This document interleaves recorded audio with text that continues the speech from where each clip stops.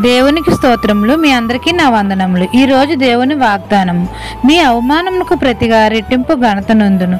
యెషయా గ్రంథము 61:7. మన తండ్రి అయిన యెహోవా మన అవమానమునకు ప్రతిగా రెట్టింపు ఘనతనిస్తానని మనతో సెలవిస్తున్నారు.